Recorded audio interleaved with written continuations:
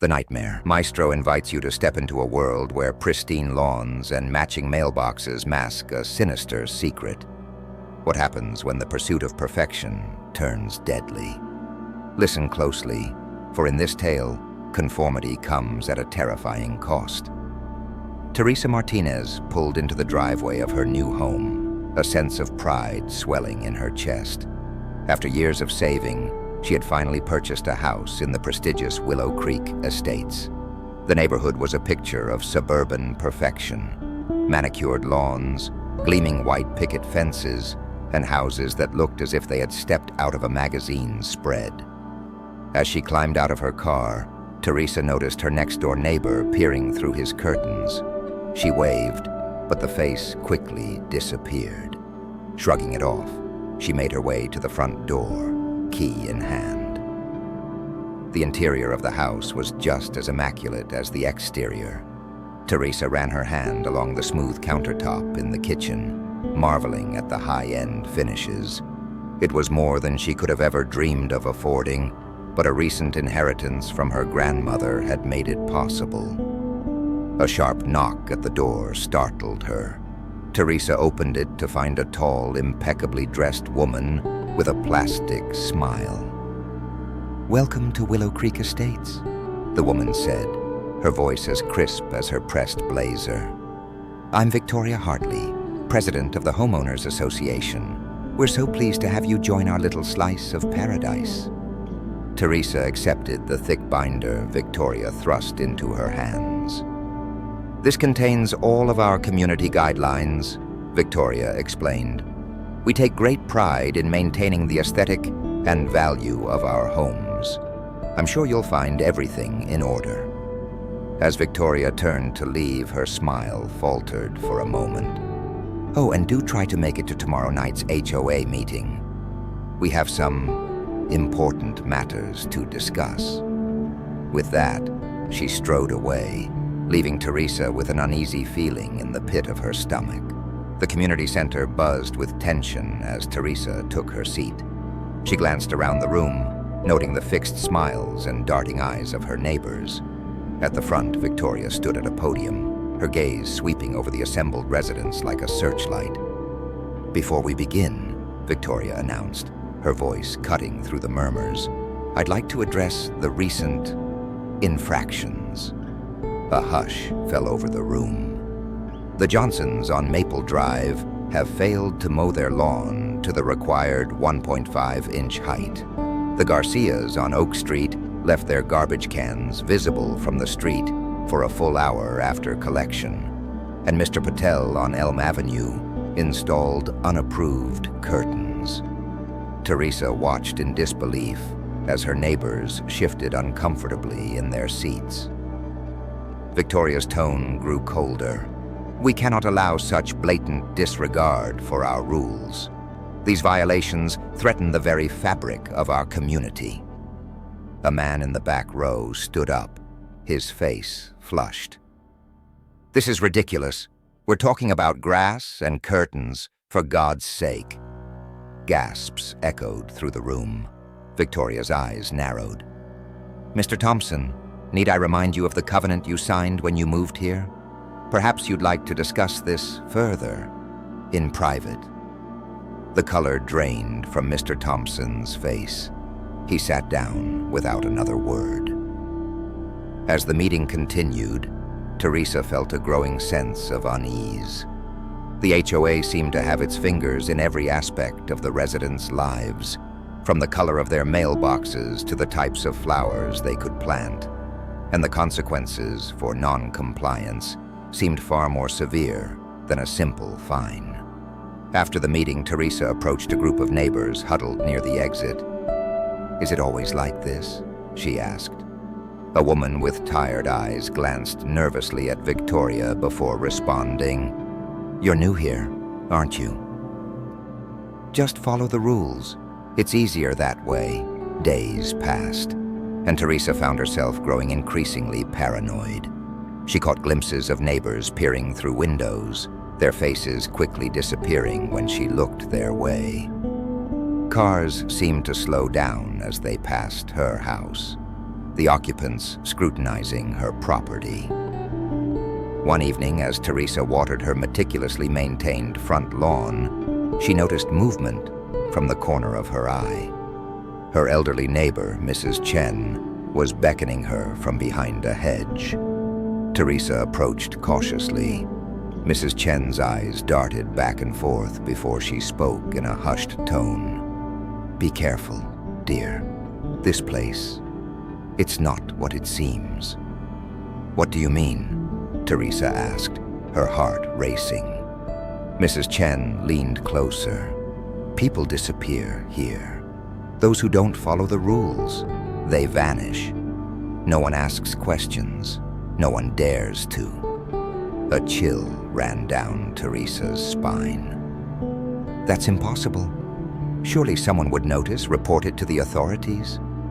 Mrs. Chen's laugh was bitter. "The authorities? My dear, half the police force lives in Willow Creek. They're just as trapped as the rest of us." Before Teresa could press further, a car turned onto their street. Mrs. Chen's eyes widened in fear. "I've said too much. Remember, keep your head down and follow the rules. It's the only way to survive here." As Mrs. Chen hurried back to her house, Teresa stood frozen, the hose still running in her hand. The perfect facades of the homes around her suddenly seemed sinister, hiding dark secrets behind their gleaming windows. Teresa tossed and turned that night, Mrs. Chen's warning echoing in her mind. As dawn broke, she dragged herself out of bed, exhausted. She stumbled to the kitchen for coffee, barely registering the state of her usually pristine home. A sharp knock at the door jolted her fully awake. Teresa opened it to find Victoria Hartley standing on her porch, flanked by two stern-looking men in suits. Victoria's eyes swept past Teresa, taking in the interior of the house. "Ms. Martinez," Victoria's voice was ice. "We've received reports of untidiness in your home. You understand that this is a violation of Section 7, Subsection C of our community guidelines?" Teresa's mind raced. How could they possibly know? She hadn't even opened her curtains yet. I just woke up. I haven't had a chance to clean yet." Victoria's smile didn't reach her eyes. "Our guidelines are clear, Ms. Martinez. Homes must be maintained in show-ready condition at all times. This is your first warning. I trust it will also be your last." As Victoria turned to leave, Teresa caught a glimpse of something in one of the men's hands. It looked like a tablet with images of her kitchen. A chill ran through her as she realized the implications. They were watching. Somehow, they were watching inside her home. Teresa spent the rest of the day in a frenzy, scrubbing every surface until it gleamed. As she worked, she noticed small details she had overlooked before. Tiny holes in the walls that could hide cameras, a faint buzzing from the smoke detector that seemed out of place. That night, as she lay in bed, Teresa's phone buzzed with a text from an unknown number. "The geraniums you planted last week are not on the approved flora list. Remove them immediately." Teresa's blood ran cold. She hadn't planted any geraniums. The next few days passed in a blur of anxiety and forced smiles. Teresa found herself jumping at every sound, scrutinizing every interaction with her neighbors. Were they all in on it? Or were they victims too, trapped in this perfectly manicured nightmare? As she walked to her mailbox one afternoon, she noticed a small group of neighbors huddled together, speaking in hushed tones. They fell silent as she approached, eyeing her warily. "Please," Teresa said, her voice barely above a whisper. "I know something's wrong here. I want to help." The group exchanged glances before one of them, a man Teresa recognized as Mr. Thompson from the HOA meeting, spoke up. "Meet us tonight, 10 p.m. the old oak at the end of Willow Street. Come alone and make sure you're not followed." That night, Teresa crept through the shadows, her heart pounding. As she approached the massive oak tree, she saw figures emerging from the darkness. Mr. Thompson was there, along with Mrs. Chen and a few others she recognized from around the neighborhood. "We're planning to expose the HOA," Mr. Thompson explained in hushed tones. "We've been gathering evidence, photos, videos, testimonies from former residents who managed to escape." Mrs. Chen nodded gravely. "The HOA's power goes beyond this neighborhood. They have connections in local government, law enforcement. We need to take this to the state level, maybe even federal." As the group discussed their plans, a twig snapped in the darkness. Everyone froze. Flashlight beams suddenly cut through the night, and voices shouted, "HOA security, don't move!" Chaos erupted. Teresa felt someone grab her arm, pulling her into the undergrowth. As she ran, heart pounding, she heard screams behind her. She didn't look back. Teresa's lungs burned as she ran through the perfectly manicured backyards of Willow Creek Estates. The sound of pursuit faded, but she didn't slow down. Her mind raced faster than her feet. Where could she go? Who could she trust? As she rounded a corner, she collided with a solid figure. Before she could scream, a hand clamped over her mouth. "Shh," a familiar voice whispered. "It's me, Dylan, from 2 doors down." Teresa nodded, and Dylan released her. In the dim moonlight, she could see the fear in his eyes. "We can't stay here," he whispered. "They'll be searching every house. I know a place. Come on." They crept through shadows and hedges, eventually reaching a small, nondescript maintenance shed near the community pool. Dylan pulled out a key and ushered Teresa inside. The interior of the shed was not what Teresa expected. Behind a false wall of garden tools, a bank of computer monitors flickered to life. Dylan quickly locked the door behind them and turned to the computers. "I used to work in IT for the HOA," he explained, fingers flying over the keyboard. "I've been gathering evidence for months, trying to piece together what's really going on here. It goes much deeper than just our neighborhood." Teresa watched in horror as images flashed across the screens. Surveillance footage from inside homes, financial records showing massive unexplained transactions, and most chilling of all, a list of re-education candidates with familiar names. Mr. Thompson's name was at the top, marked in red. "Oh God," Teresa breathed.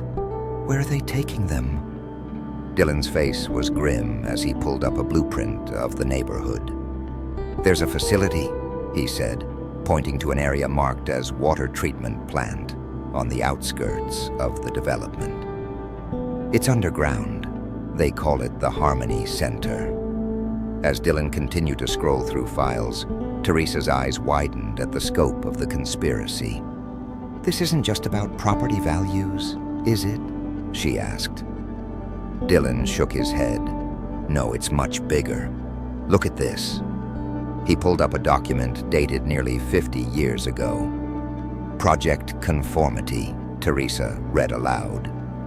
"It started as a government experiment," Dylan explained, his voice low. "A way to create the perfect, compliant community. They theorized that by controlling every aspect of people's lives, from the color of their houses to the height of their grass, they could essentially program human behavior." Teresa felt sick. "But why? What's the end game?" "Power," Dylan said simply. "Think about it. If you can control how people live, how they think, you can control society itself. The HOA is just a front. Behind it are powerful people, politicians, business leaders, military officials. They see Willow Creek as a prototype, a proof of concept." He pulled up another file, this one showing a map of the entire country with red dots scattered across it.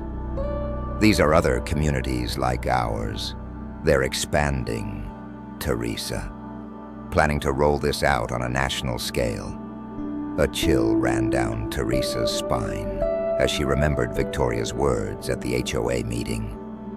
These violations threaten the very fabric of our community. It wasn't just a figure of speech. It was the core of their twisted ideology.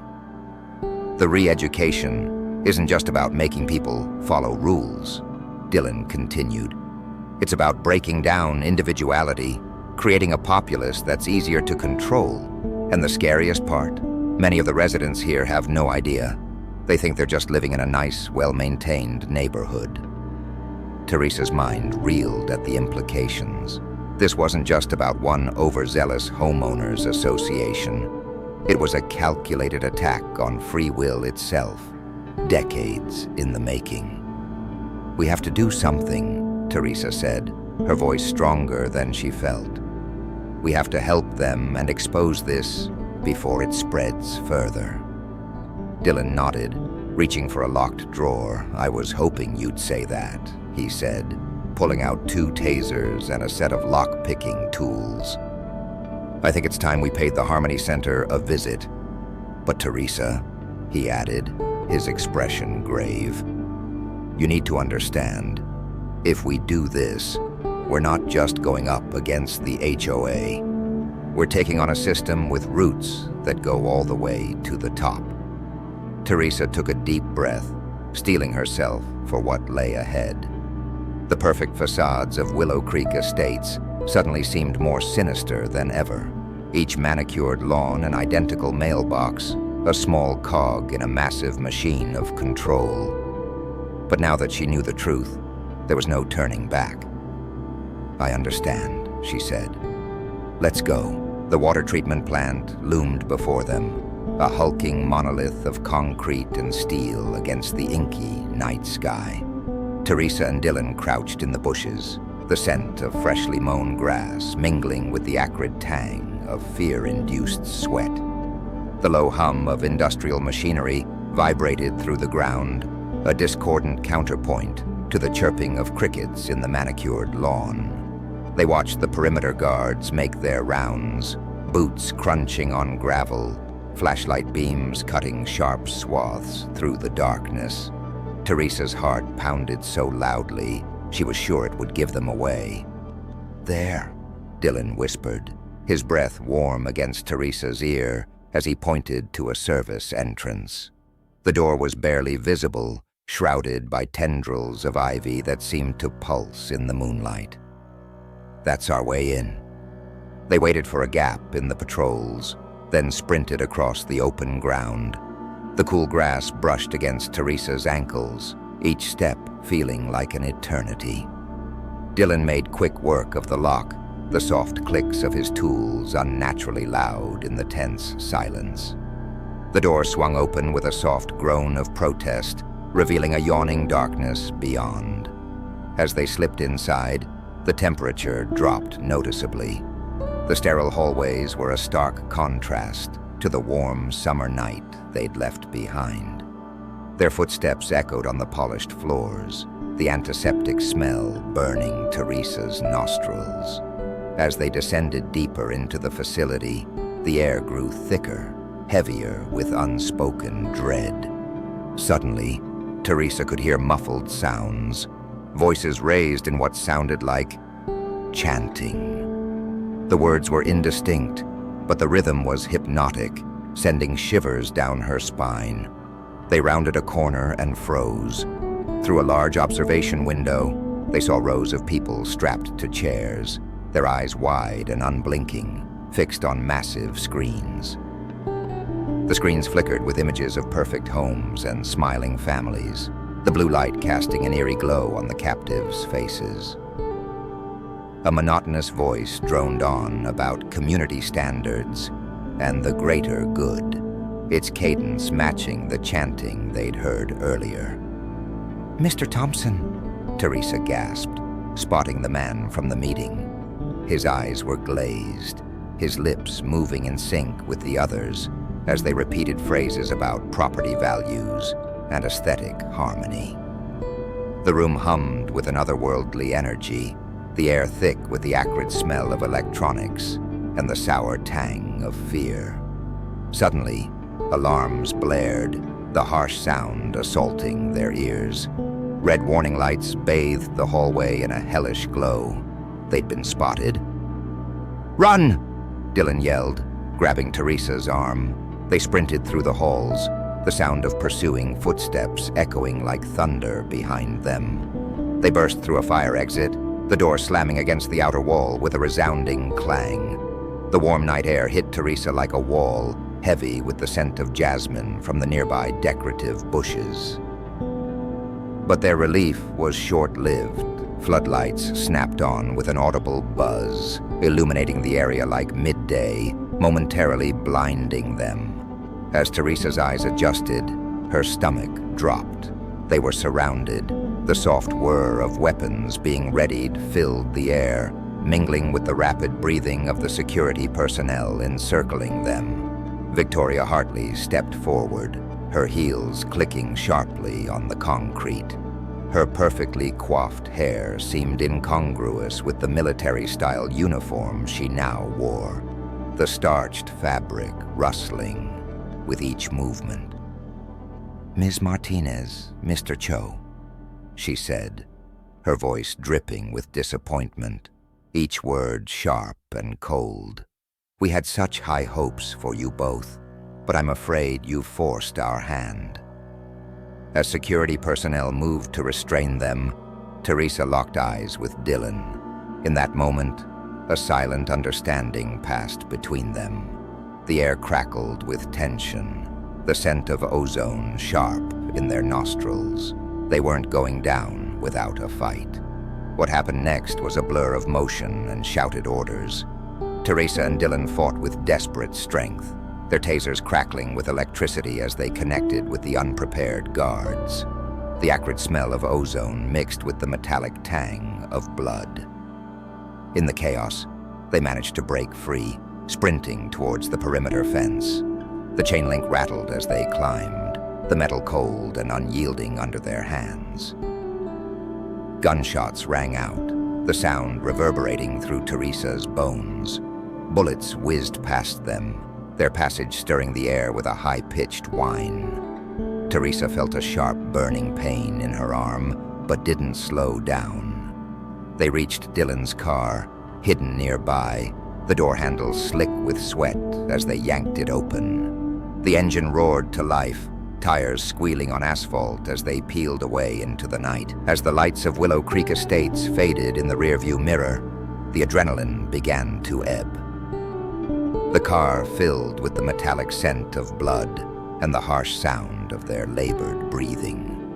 Teresa finally allowed herself to examine the graze on her arm, the torn flesh stinging as the night air whipped through the open window. "What now?" she asked, her voice hoarse and barely audible over the wind and the engine's rumble. Dylan's eyes were fixed on the road ahead, his knuckles white on the steering wheel. Sweat beaded on his forehead, catching the intermittent glow of passing streetlights. "Now," he said, a grim smile playing on his lips. "Now we blow this whole thing wide open.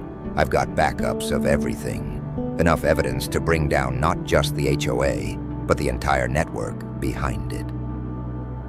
As they drove into the uncertain future, the first hints of dawn began to lighten the eastern sky. Teresa realized that the perfectly manicured nightmare of Willow Creek Estates was behind her. But the real battle, the fight to expose the truth and free those still trapped, was just beginning. The taste of fear lingered on her tongue, but it was now mixed with something else, the sweet, heady flavor of freedom. The houses of Willow Creek Estates stood silent in the pre-dawn light, their pristine facades hiding secrets that would soon be dragged into the harsh light of day. For in this community, the price of perfection was paid not in dollars, but in the currency of free will itself. And as Teresa and Dylan sped towards an uncertain future, the weight of that truth settled over them like a shroud. The first ray of sunlight piercing the darkness with a promise of revelation to come. Subscribe for more chilling tales from the Nightmare Maestro.